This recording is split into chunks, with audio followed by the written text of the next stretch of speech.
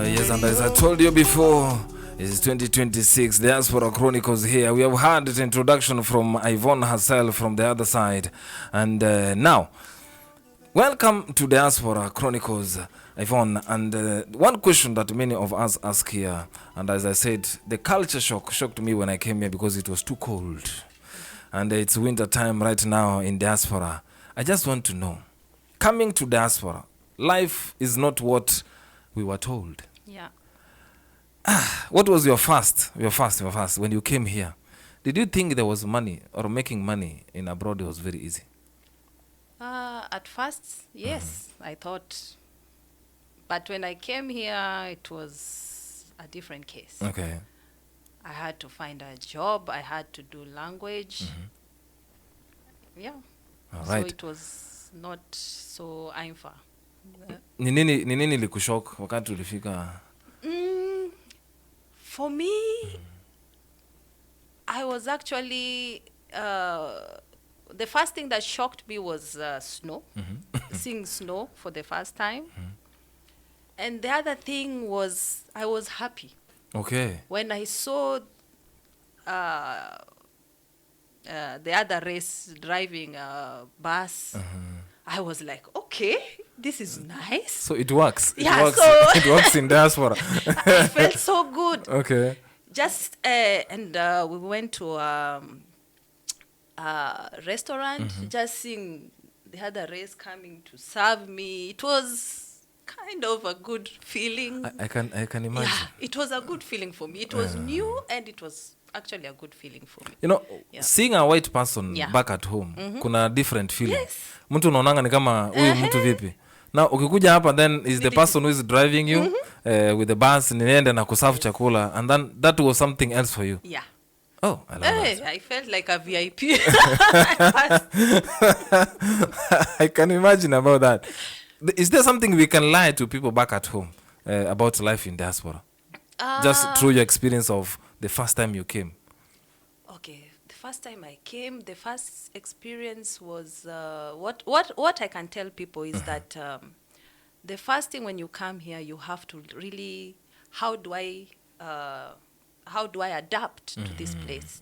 So the first thing you would want will be the language, because I remember one time my neighbor, she was talking to me. She was trying to tell me something. Me, I was just smiling because I could not. I was just smiling, and I was like, "Oh, please leave me, let me go." Yeah, because it's Yeah. hakuna kitu inaingia anyways.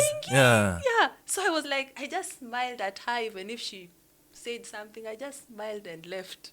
You know, Yeah. the funny thing is these people tend to think that tuna understand saa hizo and we are not getting actually Yeah, anything. it takes time. It takes time before you understand, and even to have the courage to speak it is also a different thing, because for me, like me, I stayed longer. I could listen, but speaking, I didn't have the courage to speak. Yeah. So it took me longer than until it got to a point where I realized I've not been speaking. Yeah, it's true. Yeah. True. Because even at my workplace, so there are some people I would communicate with them in English, and then all of a sudden I came up with my language. So for me, it started as fun, and it ended up being like a language that everybody's saying. Everybody is Hi, saying, yeah, hey, yeah. why, something like that. Yeah, true. Yeah. I just want to take you back from when you came to Diaspora, because the culture shock was there. Did you meet any Africans at that particular point Yes. who could guide you here and there? Okay, me, I came here as a married woman that time. So his circle were People. blacks, yeah. Yeah, so I met them through him, yeah. Okay. Yeah. There's something that goes around that when you come to Diaspora the first time, for those even who want to come to Diaspora right now, the first group you meet, which we'll call the person who helped you to tell you this is the bus, this is the train station. The first group you meet, the first friends you make, they can define your life in Diaspora for the rest of your life. Is it true? That is true. If you meet someone who is Tell not, me. if you meet someone who is not paying ARD, like me, I met someone who was not paying ARD. ARD, this Rundfunk. Yeah, Rundfunk. Okay, for those who listening and watching, if you are listening to the radio, actually, you have to pay for it, whether you like it or not. Yeah. Or you have to pay for the TV, Exactly. if you have it or not. It is something that is just there. Yeah. After 3 months, they have to cut around 55 to 58 euros. Yeah, that's true. So for me, I was told, this one's just throw the paper. So I used to throw the paper. Oh my God. Until it got to a point I got the yellow envelope.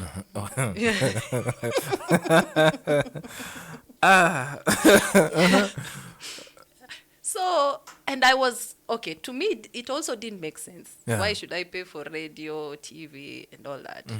So, until I got the yellow letter, I learned to pay. How much was it at that point? Just roughly. 900. 900 euros. Hey. Yeah, so I had to pay that amount back. 900 euros, ladies and gentlemen. For those who are wondering, the yellow paper, the yellow envelope, is not that the city hall here in Germany decided now we are going from white to yellow. If it had reached at that particular point in time, then it means you really need to talk to them. Exactly. Yeah. 900 is not a joke from the fee that we pay after 3 months. Then after 3 months, hizo ni miaka ngapi? No, not 3 months. I don't know how long it took, but No, it took because long. 900 for those who did mathematics, yangu ilienda sijui wapi. 1 year or something, almost. Iwezi kwa 1 year because ukiniambia 1 year 3 months 3 hiyo ni 6 plus 3 9. 3. Yeah, So hiyo ni it was longer to get 900 from that because you are paying after 3 months. Yes. So it accumulated for a long hata before kuja. Wewe ulikuwa una watch TV Kenya ukilipa Jerumani. Let me tell you the truth. Before when you tumia your yellow, Okay. it took time. Yeah. Hey, maybe it was okay. It took time. So that one defined your life somehow in diaspora. Yes. But you can imagine the first time I was so happy just to see a letter with my name on it. Hey. Something that has not the happened. Briefcast, and I'm like, the brief thing, and I'm like, a letter with my name. Like, truly speaking, we fear letters. But Okay, myself personally, when I see any letter from the city hall here, I always fear. When I came, Yes. I was very happy to just see a name address, a To letter you. addressed to me. But later, someone told me, if you the more you get letters, the more stressed you are supposed to be. The more trouble you are in. Stressed. You are supposed to be stressed. So the lesser the letters, the better. I tell you. So just before we go to the discipline and the culture clash, that is actually the topic we want to handle next. The reason as to why I asked you about the friends that you meet, they can define your life in diaspora, is of the experiences that I've seen about people. So those who came and met friends who decided we are not working, we are not going to school, then you follow the steps, of course, because you don't know where you're going.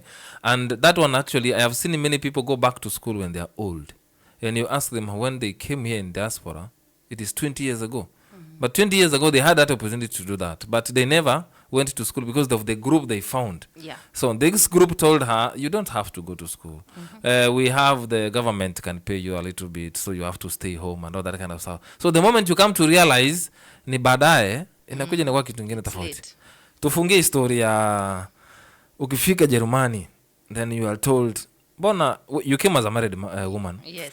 Lakini wengine wenye wamekuja single, kuna wengine watakuja single, kuna wengine wanatuwatcha hapa wanataka kwenda Jerumani. Na wanasema nikipata tule mzungu. Ni miezi ngapi? Miaka 3. Niko na makaratasi yangu na nikae chini. That's the trend that was there. Nowadays imekuwa kivingine that I understand. Hawa watu, tell us about this. Haukuambiwa achana na huyu brother yetu Mkenya, wewe nenda kwa wazungu ndio at least makaratasi ikuje na niliambiwa, sikatai. Lakini the good thing with him, he prepared me. He knew it would happen. So he prepared me. That one. Kweli. So I knew. So even if people were talking to me, I already knew this one is there. their target. Yeah. I love it. By the way, that one has broken a lot of marriages here in diaspora bila uongo, and you see that trend of wachana na huyu tafuta mzungu. So the YTs are okay, but wakati ushaingia, I think when you enter, then ukishakaa kando unakuja kurealize, I'm not talking about experience, I've never dated one anyway. Ukikando unakuja kurealize it's just like your other brother from Africa, but they hustle the same. Yes. Whenever you go to school, you sit with them in class. Na maybe hata utasikia kuwaliko. By the way, we have to appreciate our Kenyan system of learning. We learn a lot. A lot. Hata kama kuna watu wanapata grade sijui gani, they are better than those here. Masoma sometimes hapa Germany tutakuja hapo. Now, let me go to the culture crash. Discipline and culture crash. It goes hand in hand. Or let me start from motherhood, because you said you have one kid, right? Yes. Raising African kids in abroad, si kitu rahisi. And I can agree with that, and it's not for the wicked, actually. Let me tell you the truth. So raising kids here versus Africa, which one do you think is very hard? Raising kids here. Raising kids here. Yes. Tell us about it. In Africa, when you're raising a kid, it's a community. It's not like you alone. It's a community. I agree with that. But here, raising a kid, it's just you alone. Even the teachers, they're not so strict. So it is you and your child. I'm telling you. If you don't teach your child, nobody will do that for you. But in Africa, if you find my child doing something bad, you will tell that child, wewe. So it's in Africa, it is a community that helps you raise a child. Even in school, the teachers are also strict in a way. I don't know, right now, maybe things have changed. Have not changed. Ivan, things have not changed. Yeah. Kenya, it's still discipline paramount. That's what my dad used to say. Things have not even changed. the teachers used to instill discipline, but here it's It's free. you and your free. kid. Yeah. Yeah. Do you think your kids listen to you like the kids in Africa? Or have you ever said, this is how we do it in the African way to your child, and listen? Yeah. It got to a point I told him, you are an African child. Reaction ilikuwa aje? Hii reaction ilikuwa aje? I will raise you in a way I will want you to be later in future. True. I want you to be someone in future. And I cannot just sit around and see you waste your life. Yeah. I love that. Reaction ilikuwa aje ya mtoto? Hakupenda, we have rights. We have rights.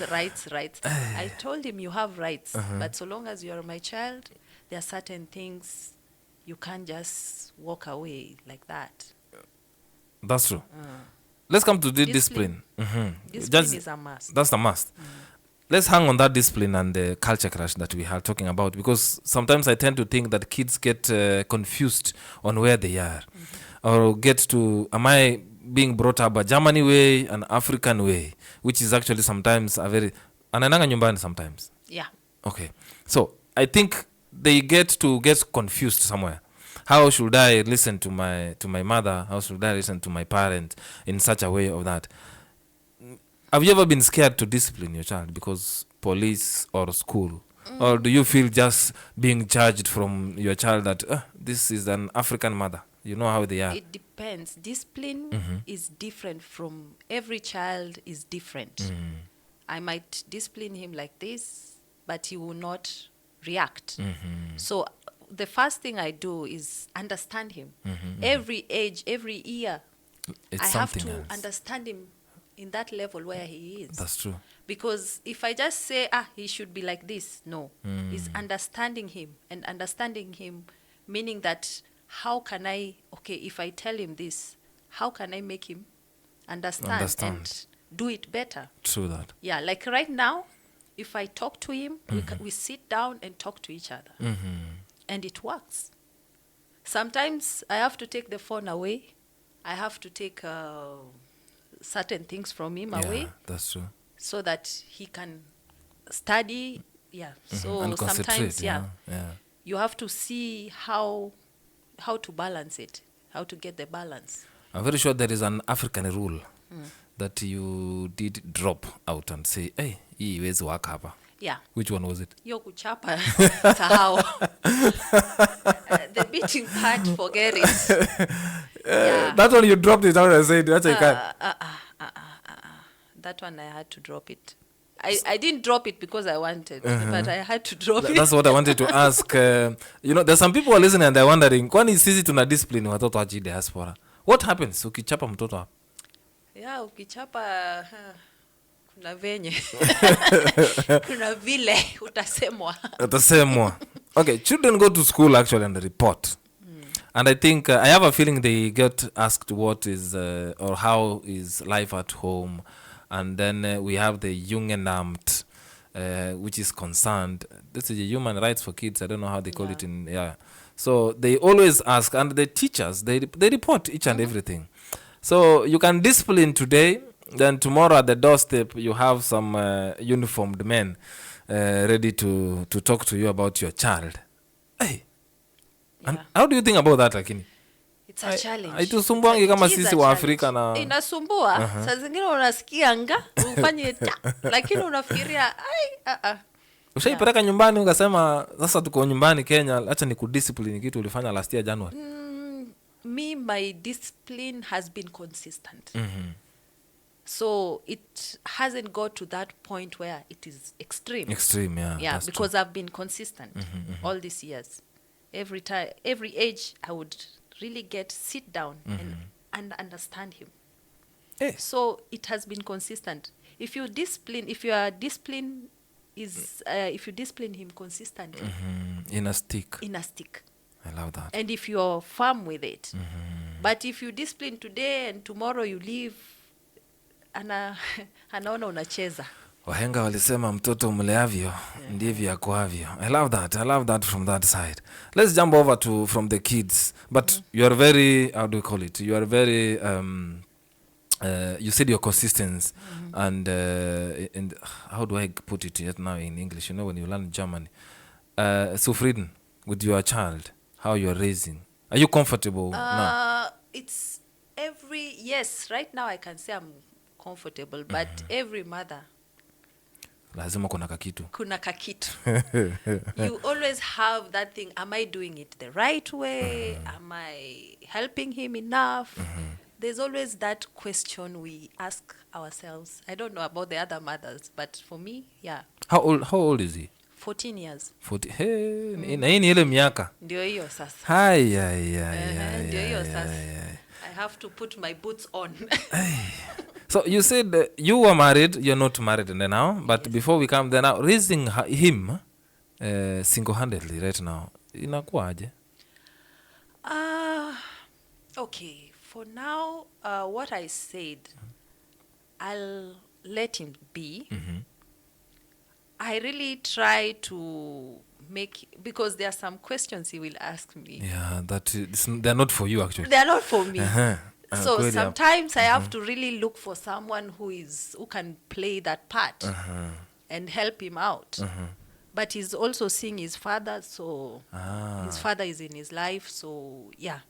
I love that because now that father figure, sometimes at this 14, they need it. Yeah, it is. They need it. Yeah. Thank you for that. So marriage, let's stick on that family affair before we talk about other people here. Marriage and relationship. I just wanted to know, we are in diaspora and there's some pressure. I don't know how love is in diaspora. Do we love each other the same way when you were in marriage, or how you see it on your view, the same way we could have done it in Africa? But now, papers or pressure? Let's be honest here. Do people really love or marry for love only? Ama kuna kitu ingine mtu anatafuta? Sometimes, like I came to understand here in Germany, sometimes you're pushed. Sometimes, okay, for me, I was married in Kenya, so it was not, I was not thinking in that direction. So coming here, that's when I realized, there are some who have to get married for papers. Yeah. They don't have a choice. Because you're pushed. You're pushed to do it. Yeah, you are pushed. You either find a way or you go back home. Or you go back home. So it is a challenge, actually. Yeah. Is marriage harder in Germany, from your point of view? It is a challenge, getting married, being married in Germany, especially to, I don't know about the other race, but getting married to an African, he would, there's that thinking that, things we have to do the way our parents used to do it. But then they forget here, we are both working 8 hours, 8 hours, sometimes even more, because you have to come back home, teach, do homework with the child, do that, clean. But so here it is, for an African to understand that we are both, you're both working, or the responsibility have to be shared. Yes. So it is kind of different. It's kind of a challenge, actually. I can say. I agree but with you. If someone, the ones that are married to white men, I think they find it's lighter for them, because they know they are already trained to help in the house. The white men. Yes. I think so, yeah, because that's what I wanaume tulikosea wapi? Nataka kuuliza wanaume tulikosea wapi? Tukifika diaspora mbona tusibehave? Saidia kidogo. Sijajua hivyo. A little bit empathetic. So what you want to say right now is wanaume tulikuja wa Afrika ambao tulikuja hapa. Tulibeba wa Afrika. Ndiyo. Tukafika hapa. We have not realized that our women are also working. Yes. They're also working. Okay. They're also going through the cold, homesick, all this. They're also carrying that. Marriage in diaspora. Okay. Some advice to maybe wale wanataka kuolewa, or some women dating in diaspora that have not married on that point. I might, let me say, marriage is good. Marriage is good. Right now I'm divorced, but if I get a chance to get married again, I'll get married. I love that. Yeah, I'll get married, because marriage, the way it was meant, if both of you love each other and take care of each other and be in one team together, I think marriage can be something, it's good. It's good. It's treasurable. It is good, yeah. That's why if I get a chance, I'm getting married again. For those who are asking for a number, I will give it right away on our screens. No. But keep watching. Who knows? Let's take on that interracial marriage, actually, because you brought it in right now. Marrying outside your race. We tend to think that wamezoea kwao, the white men. And sisi wa Afrika tulikuja hapa tumeleta bado wa Afrika. Then we want to adapt the Western way of handling things in diaspora. We have forgotten as African men that hapa lazima kila mtu akimbie kazini. So responsibilities have to be shared. Marrying an African man or an African man, is it hard? It depends. With the person that you get. With the person, yeah. I love that. Yeah. I love that. So do families really accept these interracial marriages? If we have leo Yvonne umeamua ni mzungu nitapeleka kwetu pale nyumbani, do you think they allow this? I don't see it as a problem, because right now with internet, the world is looking at life in a different way. So if I bring a white man, I don't think it should be a problem, because internet has opened the way for everyone. Yeah, for everyone. Yeah. I frame that question in this sense because I see people outside here. Then kuna kale ka mentality kamekwama kwa Afrika that even those who are watching from home that want to come here, whenever ukionekana na mzungu, the first thing watu wanakuona either ni pesa unatafuta kwake ama ni makaratasi unatafuta kwake. So many people don't believe that kuna mapenzi hapo katikati. That's why I asked, kuna ka confusion, kuna ka mentality we need to get out as Africans and as parents. Unajua unapelekea wazazi nyumbani a white man and they are like, we are rich from today. Yeah. And maybe wewe ndio unafanya kazi diaspora kuliko huyo mzungu. So that mentality, how can we erase? Because I think sometimes we kill ourselves here, because Yvonne nikikuona hapa ndasema niliona Yvonne juzi na mzungu siku hizi hata ukijitengenezea nywele I'm like amemtengeneza nywele siku hizi mbaya mbovu, but Yvonne she's trying her best, you know leo. I wake up in the morning and go to work. Yeah. So that mentality tutaitoa aje kwa hao Afrika wetu? It depends on how you handle them. Ukiwaonyesha una pesa, basi utatoa pesa. Yeah, I think it depends on how the way you've been living actually. Yeah, true. Yeah. So if you've been showing them you are a high spender and you have the money, haya pambana na hali yako. Na kuna Waafrika I'm very sure wameoa wazungu hapa nje. Mbona tunafichanga? Your topic I've just been spoken about it today. Huyo mwenye alikuongelesha alikwambia aje? Because why do you know, you kitu bado it brings me to, that's why I ask this question. Why there's a mentality we have we need to get out. That's why we are hiding. For me, ndio maana unaficha. Why? Maybe you have talked about it today, you might be having something different. Why do we hide these white women? Why do we hide these white men? Oh, God. From our fellow, no, wait. Let me be specific. From our fellow Africans, and especially from our friends. What? Okay. Should I be open? Be open. Ambia watu. Okay, because there's the challenge. There's okay, for me, I've had there are women who their men have been taken away from them. Some have brought their men around the African community, and they've tried to talk to their men out, like, oh, this woman is bad, what, just to spoil that, to kill that relationship. Yeah. So, and something about the white culture, they don't think, this one is maybe jealous or wants something. They don't see it like that. But the intentions of the person who is coming to talk to her, to talk to him, that They're is different. what they are not seeing. They're just seeing, this one told me like this, let me go with it. They're not looking at it like it could be out of jealous, it could be out of envy. Yeah. I agree with you 95% actually. Because wanaume wa Kenya mnaumia hapa nje, wanaume wa Afrika. Why Nigerians kwanza? Mbona wa Nigeria si wa Kenya? Ama tuko very less huku? What do you think? Mimi niliambiwa because I've seen people dating Nigerians, Americans, Germans. So, and I'm like, the time I was married, I used to ask, why are you people not dating the Kenyan people?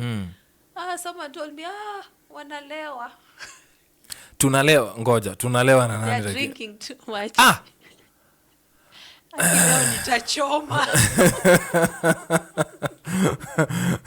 Now we need to face this one. We need to face it. Pombe kumbe ilikuja kuwa maji diaspora. So wanaume wa Kenya mnalewa sana. Jamani. Ndio maana hatujaolewa wengine. It's sad anyway. But they are good ones. I've seen good Kenyan men, responsible, working hard. Yeah, I've seen. At least they are there. At least umeniona, at least umetuona. For those representing that sector, at least umeonekana. Yeah, iko. So that's the reason as to why hapa nje kila mtu anaficha. So kuna kunyanganyana, which I think, because nikikuletea moshene nikwambia huyu anafanya hivi, I just want to take your man or it's so sad. It's so sad why someone cannot get their own man. Why they have to just want the man that the friend has.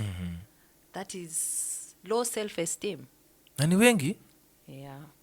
Kuna wa Russia, kuna wa Ukraine, kwanza ni wengi sahi. Kuna wazungu wengi sana. Unaweza jitafutia tu wako instead unyang'anya rafiki wako wake, I mean. That's a very big challenge. Yeah. Being open, I am being open and I'm agreeing with it. But I look at it as low self-esteem. Yeah, Yeah, that's true. because That's true. I'd rather go get my own man. Someone who would love and respect me I love that. rather than taking someone's. So wale mnaendelea kungojelea wengine wawatafutie, please gather your energy kidogo, take it somewhere else. And one advice kwa wale wenye wameolewa na wazungu, go to school. I'm coming that because nataka kuulizia swali kwa mbona saa watu wanakuja kurealize late, because I'm heading to the divorce side, and it's good you agreed to talk about it here, but I didn't talk about you. I didn't know. But I had a question of, inakwanga too late for Kenyans or Africans to go to school wakati walikuja wakashaolewa na wazungu. So they get married to white, then they don't go to school. They relax because anaenda kazini and does everything. Then wakati sasa inakuja kufikia ndoa, mapenzi imeanza kuisha, then our sisters realize, oh, I needed an house builder. Kwa sababu saa hii lazima niende shule. Mbona wana realize that late? It's the way you said, the group. When you ulipata. When you ulipata. Hey, Jesus. Yeah, when you ulipata, that is how most of the people have been caught up with that. But for me, I can say it's good at the end of the day. Even if the man is rich, it's good to have something of your own. Of your own, that's true. As a woman. Yeah. Because nobody is ready for divorce. Nobody thinks when I'm married, I'll be divorced. Nobody thinks, maybe he might die before me. Yeah. And how do I go about it? With the children, how do I survive? So nobody's prepares themselves for that. But at the end of the day, if you're good on your papers, you do your things, you have your job, you have your house building, I don't think it should be a problem whenever any of them happen. Divorce, death, separation. I love that. Yeah.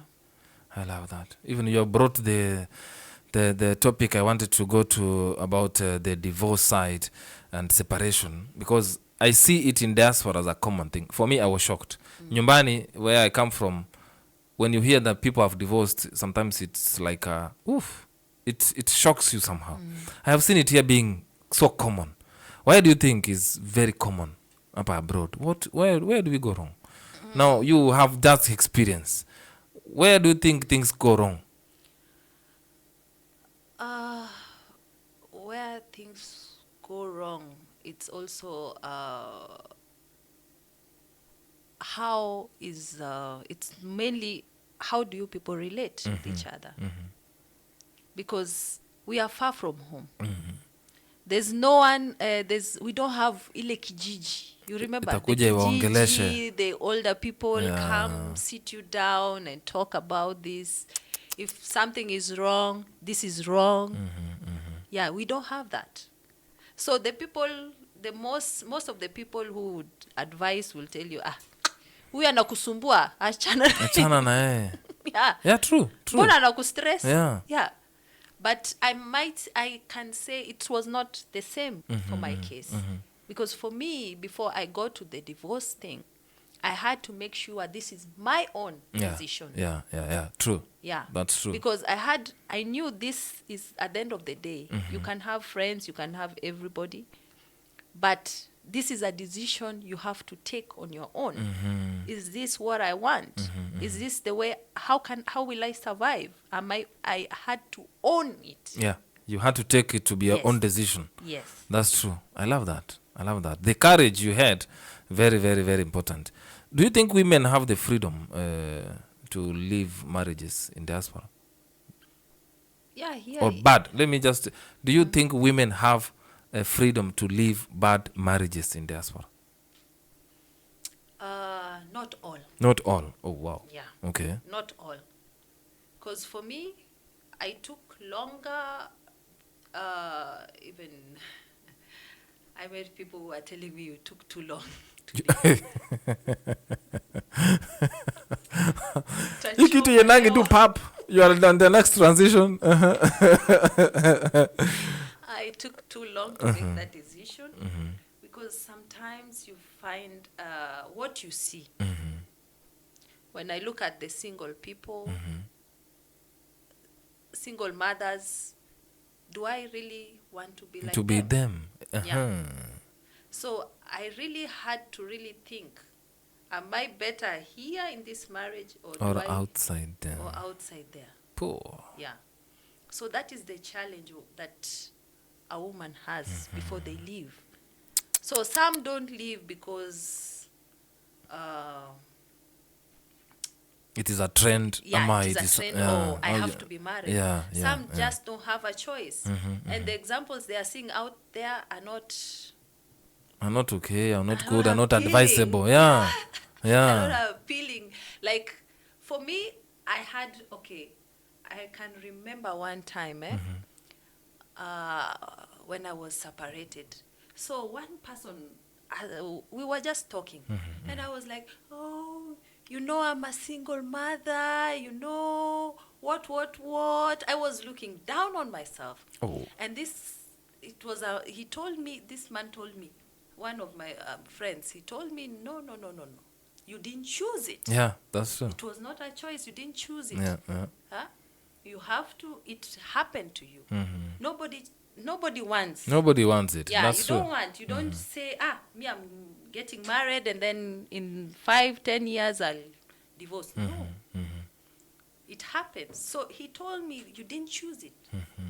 So why do you want to behave like you are?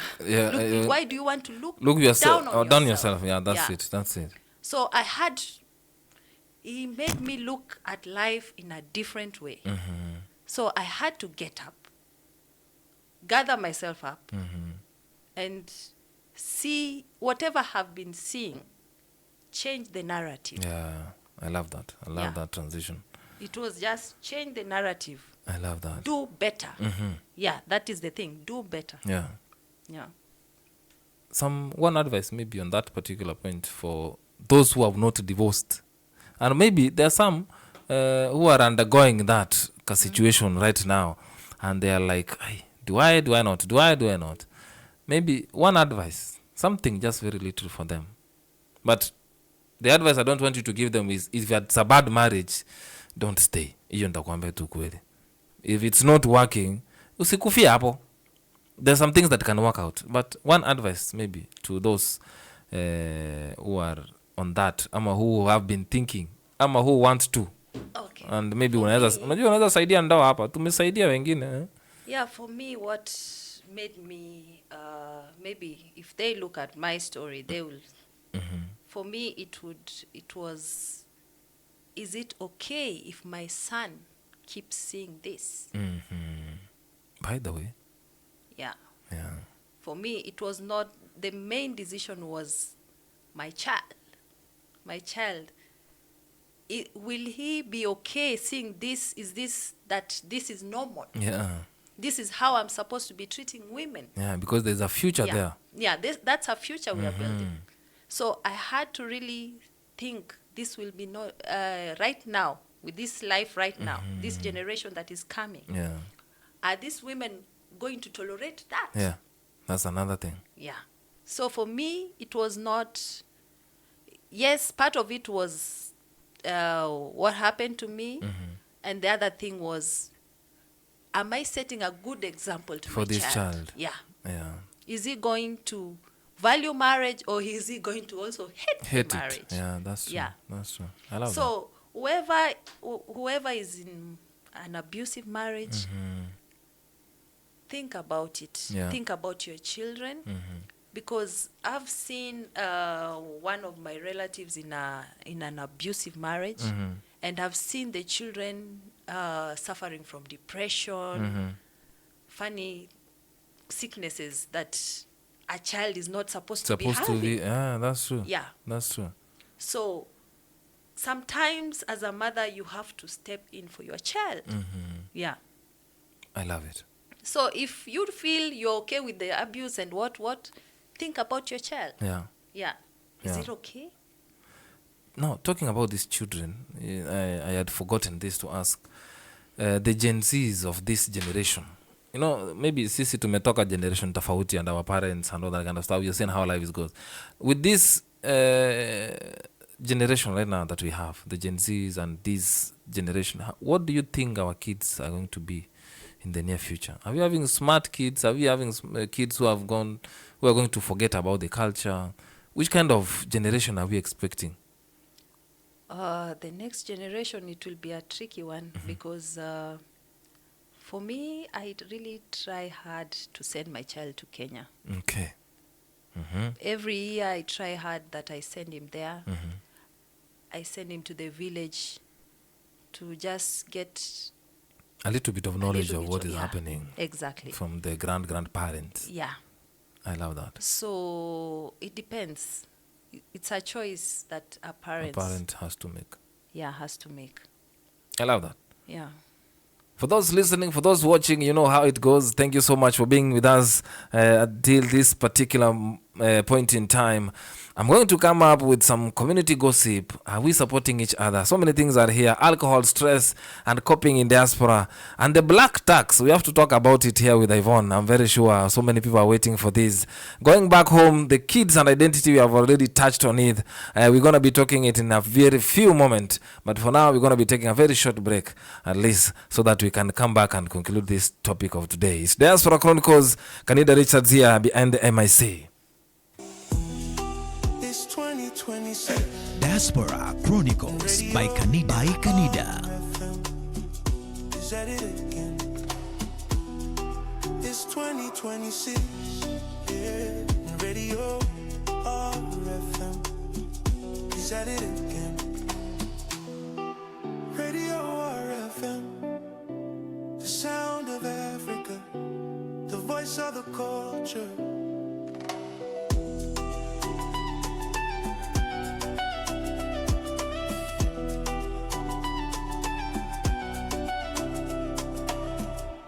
Stay connected, stay informed, stay African.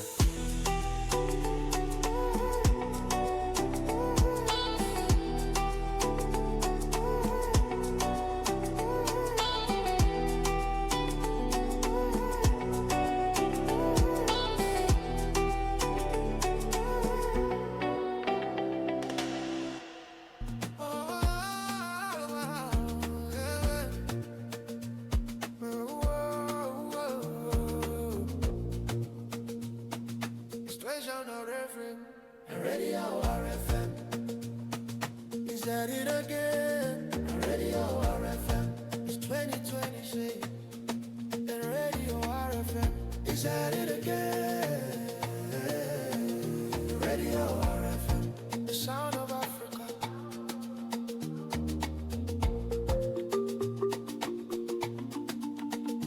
Radio RFM. The sound of Africa.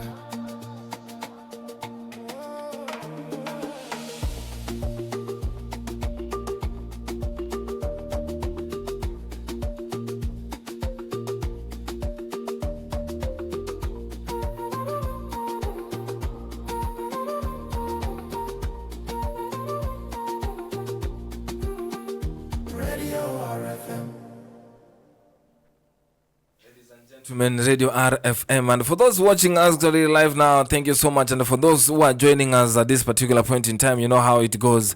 Asura convection, as I told you before, for those who want to order their cakes, for those who have birthdays anywhere and you need some good stuff, some good food, remember, you just do your orders. The number is actually on your screens. And for those listening to us, +49 163 728 So tell us where you're watching us from. Tell us where you're listening to us from. For those who are streaming live on www.cradior.com, thank you so much for doing this. And thank you so much for joining your home of African music. From Norway, I can see most of the people from Norway. Thank you so much for tuning in. And Belgium, I never knew we had fans from Belgium, but thank you so much for those who are joining us from each and every corner of this world. Remember, it's Canida Richards here, a home of African music, live from Stuttgart City, Germany.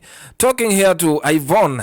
She has already told us a lot of stuffs here, and I'm telling you, if you don't talk about the community, if you don't talk about us as Africans, if you don't speak one language, yes, life can be difficult. But as of course, we have some people here who are doing a lot of stuff, who are doing good things, who have been examples to others, we have to follow in this time. And Yvonne, here we were at actually on the community. Are African women supporting each other in diaspora? This question nimetamani sana kuuliza mtu. Do you think African women in diaspora are supporting each other? Wow. Yeah. Ni ngumu? Wow. Hiyo swali ni ngumu. Tulikosea wapi? I thought sisi wanaume ndio tumeacha kusaidia wanawake. Kumbe what happens? Why don't women support each other? Right now, it's like there's a lot of competition, of which is so sad. And I find it's about time we change that narrative. True. Yeah, True it's that. about time we change it because it's not helping us. If someone has achieved something, I would be happy for them. That's because true. seeing an African that has worked hard in this country, In this country. Hey. far away from home, Yeah. I should be proud. Instead of thinking, why is she getting it? Why not me? Yeah. No. Everybody's story is different. True that. Today is your day to win. Tomorrow it's mine, or Yeah. tomorrow is yours. So it is, everybody's story is different. Yeah, that's Everybody's destiny is different. true. Yeah. So the more you are happy, clap for other people, so that when your time comes, you'll also have people to clap for you. For you. That's true. Celebrate other people's achievements, because when God is blessing, is in his area of blessing, Yeah. you are also next.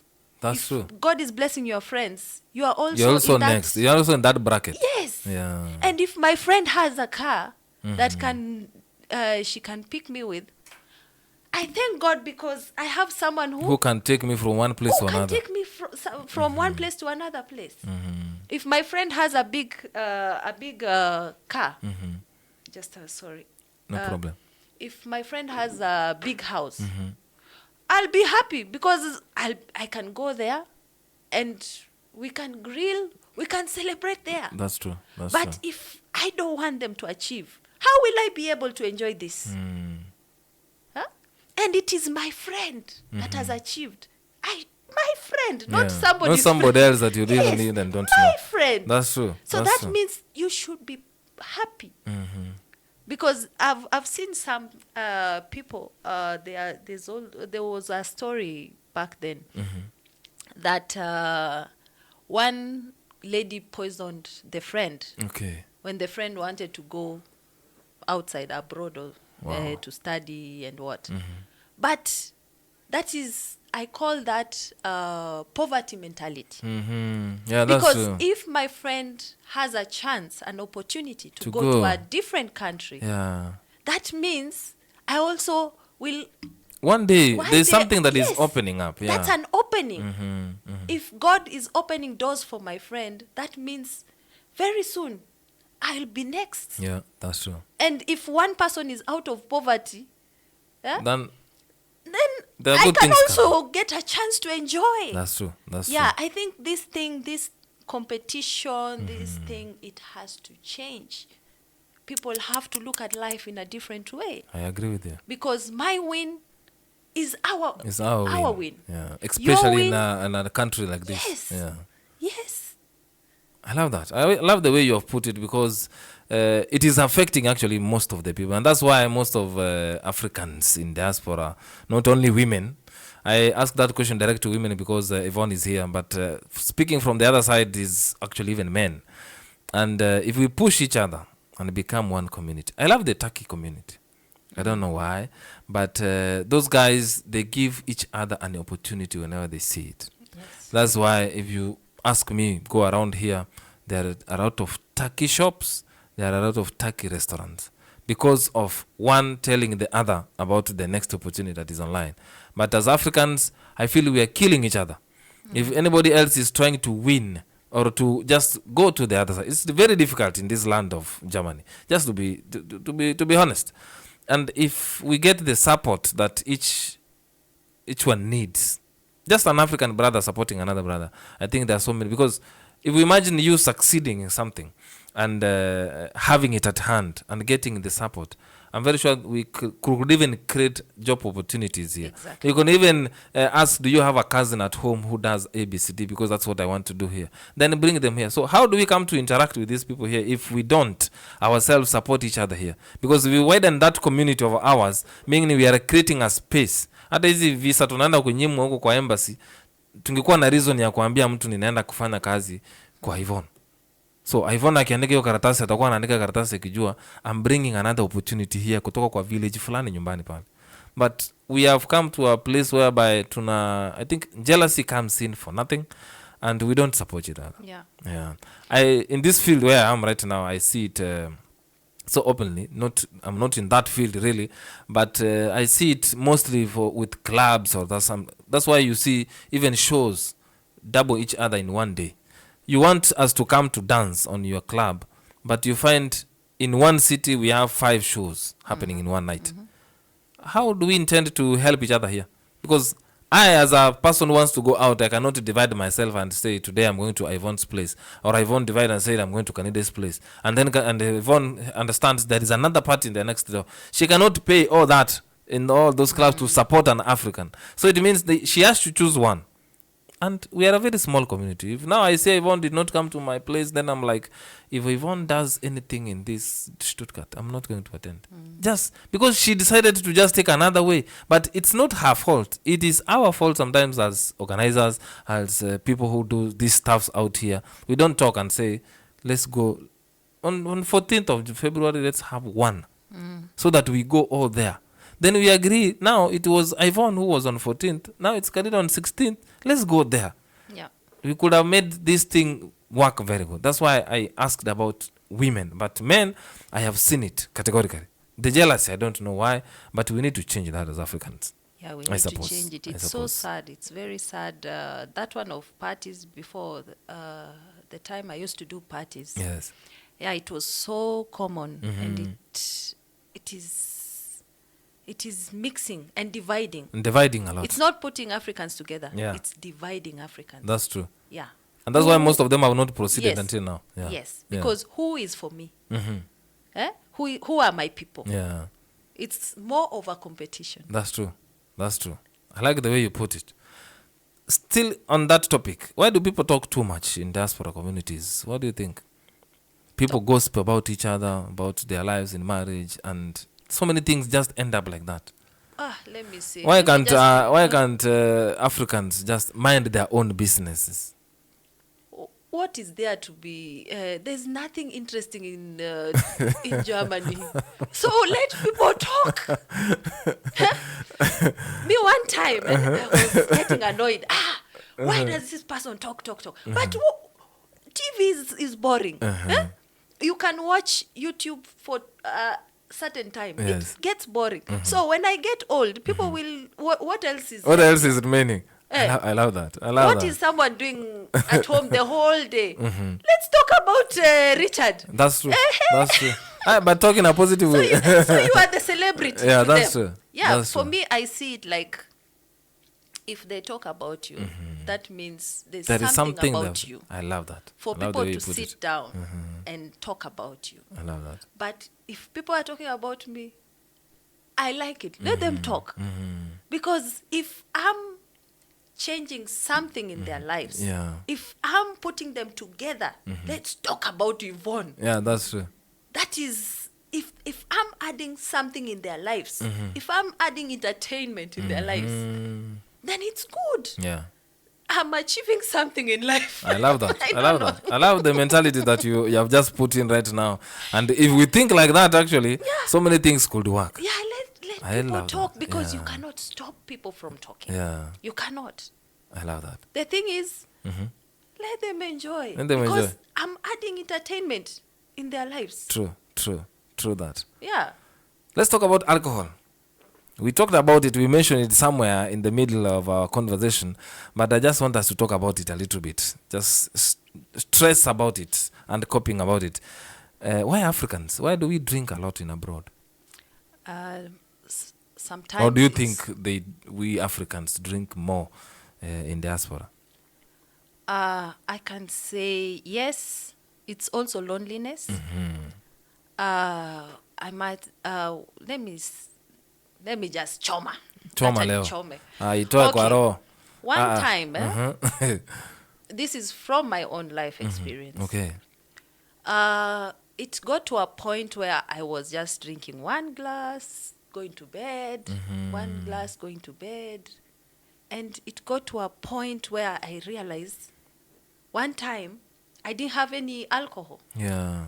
That time I was married. My ex had my husband then had this whiskey, this hard, tough whiskey. Yeah.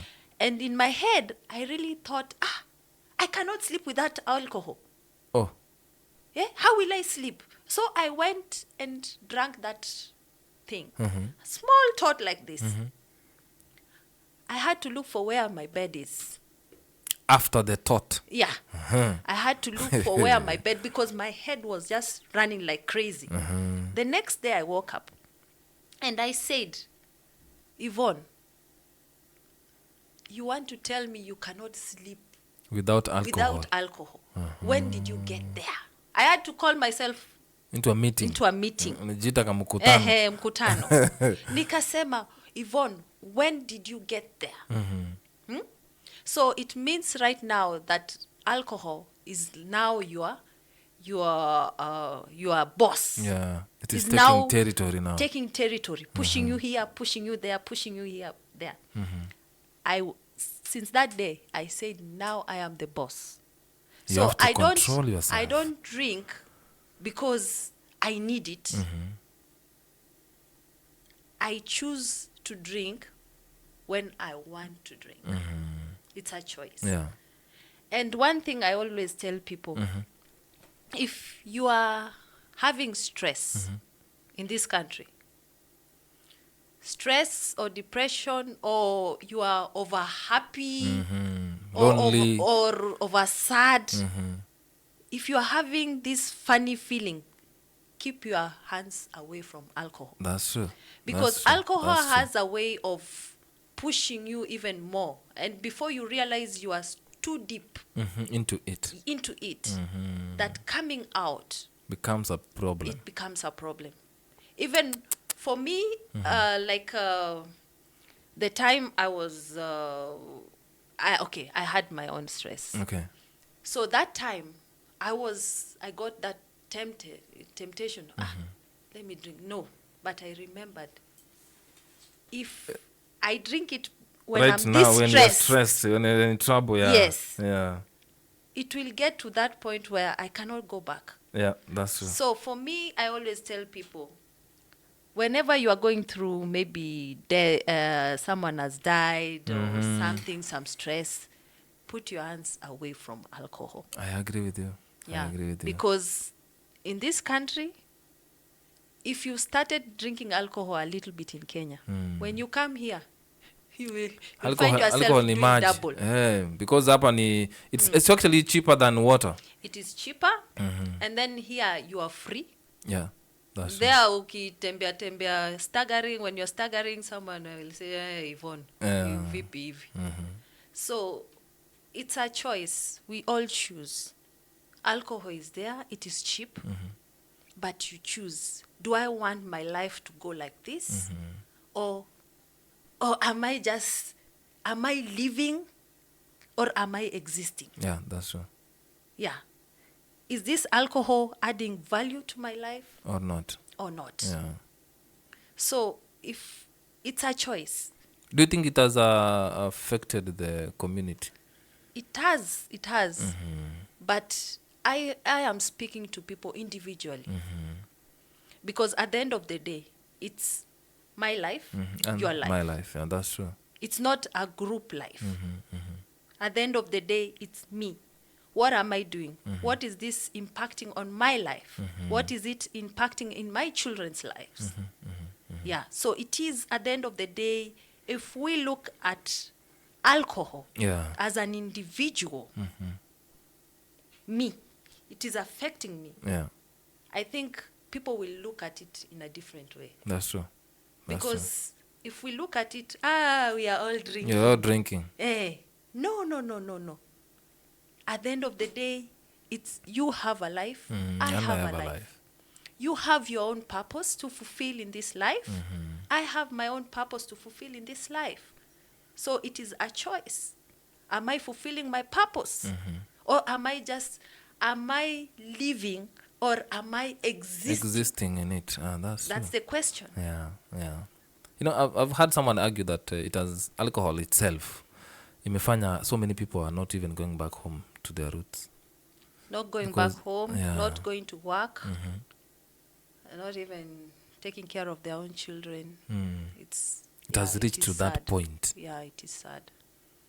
It is sad to the point you see people with the flash of water. You think it's water, but it's alcohol. It's alcohol inside. Yeah, it's alcohol. But that's why it's never too late. It's never too late to change. Yeah. It's never too late. And it's never too late to make a turnaround. I think that was one of the something I wanted us to talk about, because I've seen most of them through this alcohol itself, they've forgotten everything. They've forgotten even to invest. You know, it's not, those who are in Kenya, those who are watching us, it's not wrong to be in diaspora. It's not a crime. But I feel like when we came here, I'm very sure your clan, your community back at home, they know that Yvonne is in Europe. Canada is in Europe. That whole village. Yeah. So there is a way that they are wanakujivunia. They just know that our child now is in diaspora. And then when you come here, alcohol takes over. Then you are lost. So many people don't go. I've had people talk even here in this studio that most of the people are not going home. You see people around the streets here, as you said, carrying bottles and all that kind of stuff. So maisha imekuwa tofauti. They're not there anymore. Because one thing people have to look at, what we are fighting here, you are fighting homesick, you are fighting the weather, you are fighting sometimes stress and depression. Yeah. And then all this, if you give all that to alcohol, you are doomed. You're doomed. So, ladies and gentlemen, just a very short break. We're going to be talking about the black tax. That's something most of you don't know if you want to hear about it, but we have to talk about it here today as we wind up. And Yvonne has been very patient with us here. And for those who are listening to us, for those who are on Facebook watching us, thank you so much. And in a very short break, we're going to be talking about black tax. So if you know what black tax is, sending money home is a pressure. Just in a while, we're going to be back. It's 2026 and radio RFM is at it again. It's 2026, yeah, and radio RFM is at it again. Radio RFM, the sound of Africa, the voice of the culture.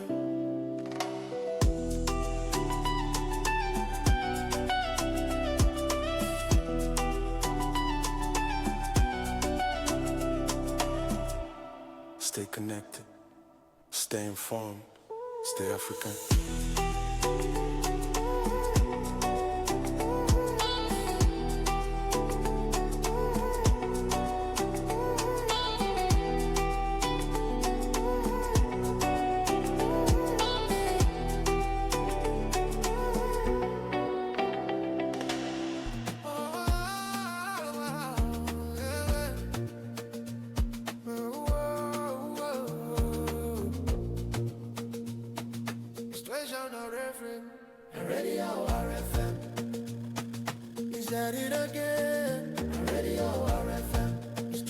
any shade.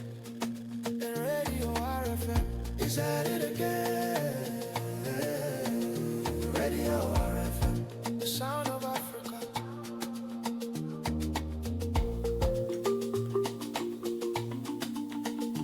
Radio RFM. I'm telling you, the sound of Africa, Radio RFM. From wherever you may be listening to us from, thank you for being with us with this conversation. Diaspora Chronicles from your home of African music here in Stuttgart City. And as I told you, our special guest here, we are actually almost winding up. And remember, if you're going to miss this, remember to check it out on our YouTube channel or on our Facebook pages, our social media platforms. We shall be uploading it in a while, actually. And thank you so much for being here on a Sunday. This is the time we really actually had to find to talk to you out here from wherever you may be listening to us from. And as you are concluding, I was here to ask about, we're going to talk about black tax actually. For those sending money back home, is it a pressure? Is it a must? Do you have to do it? What happens when you say I don't have? Have you ever heard this from your relatives back at home? Does black tax actually slow people down in diaspora? Do we do something? Where do we have to invest? What happens when we send back money home? Yvonne, I'm very sure you maybe not be a victim, but you have sent money home. Do you think black tax exists? And sending money home, how is the pressure? How do you think about it? Ukiambia mtu nyumbani, I don't have money today, do they really understand that you don't have money at this particular point in time? Or what is your experience about the black tax? Just to be brief on it. Black tax, it's there. Mm-hmm. And we were brought up knowing that at the end of the day, we have to take care of our family members. Yes. That is how we were brought up. Mm-hmm. But the thing is, as much as black tax is there, Mm-hmm. we have to be wise. Mm-hmm. Because age is also catching up. That's true. Not later they will start saying, huyu alienda Ulaya. Lakini akona nini sasa? We have to apply wisdom. Yeah, that's true. Yeah. You can be kind, but you have to be wise. You have to be wise on it. Yeah. Plan as you are helping. Plan as you are helping. Because as much as you would want to pretend that family does not exist. Yeah. They exist. Yeah, they are that's part true. of you. That's They are there. That's true. But wisdom. Mm-hmm. You have to apply wisdom. Plan your own future at the end of the day. Mm-hmm. Yeah. I love that. I love the way you're putting it, because this happened, and I brought it because we send money back home, and we find sometimes in a dilemma of do we invest here in diaspora or do we invest back home? And this brings us back on what we talked about, marrying a different race, because most of them don't understand that we are supposed to again send man back home. I don't know how it goes to women. I can even ask that question before we continue, because if a man is married to a white person, a white woman, this man, I believe, still wants to continue building back at home, or even try to tell the lady that sometimes later we have to go back home. Or that's where, because we understand when you marry, the woman has to pack and everything and go to the man's place. So I assume it happens to the white ladies that sometimes they will migrate to Nigeria and the man has to build back at home. It's very difficult to explain to them that we now have to live in two different worlds. I don't know, is it that difficult to put that sense to them? It is a challenge, but it depends also, how do I present my country? How do I present it to this person? That's true. Yeah. Yeah. If I present the bad part alone, nobody will be interested. That's true. But if I present the good part, and also the bad part you have to say it, Yeah. but if you give more of the good part, I don't think it should be a problem if you want to invest in Kenya and the other person is From a different German race. from a different race, I don't think it should be a problem, because at the end of the day, they will present their country where they want us to, where they want you to invest, Yeah, and you yeah. should present yours. Your country, yeah, that's Yeah. true. That's true. So which one will sell? It's like you're selling your country. Mm. You're selling, I'm telling you, let's go because this is this, investment is like this, it's way cheaper or what. So it depends on how you sell it. I love that. I love the way you're putting it. Now back to the story I was telling you. It happened where sending money back home is okay. And this gentleman had been sending. These are common stories, but sometimes when you see it from a person you know very well, then you see, vitu zingine tunaiona kwa TV. But when you see it from someone that you know, then you come to realize, oh, this thing happens. Used to send money back home, and he get pictures of the building is here. The building is there, the building is here. And suddenly, when now he went back home, he was living in the US, not in Germany, and he found there was no building. So it turned out now, when now he was asking, then he was being told, you never spent your money well. So the question still remains, do we really make mistakes sending money back home? Do we need to go there personally and build? What time do we have to do all these things?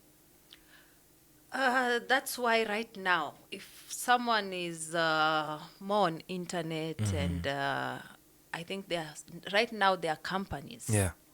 We thank God that now everything is open for us. As much as you want family to do that, you always have to have a backup plan. Somebody else has to be looking from a distance. From a distance, that's true. Controlling. It's so sad it happened like that. And most of the people who let people down is family. Family. As much as we love family, sometimes you always have to put someone to check. To check if this thing is really being done or not. Yeah. And right now, it's also open. There are some construction companies that are doing that. And then you can have your family to check on them. Yeah, that's true. Yeah, and you can always pay directly to the construction company. I understand. So it's sad that it happened to him like that. But like I said, we have to also be wise. That's true. Yeah. That's true. This, you can get it only on Diaspora Chronicles. And as I told you, Yvonne, thank you so much. Thank you so much for being here, because you have put a lot of things in line, actually, to what we as diasporans here in Germany or wherever you may be listening to us are supposed to hear. And I'm very sure if you picked something from our today's conversation, please tell a friend to tell a friend so that we can share this information very widely. Because Yvonne, a very good guest. Thank you so much for being here on the Home of African Music.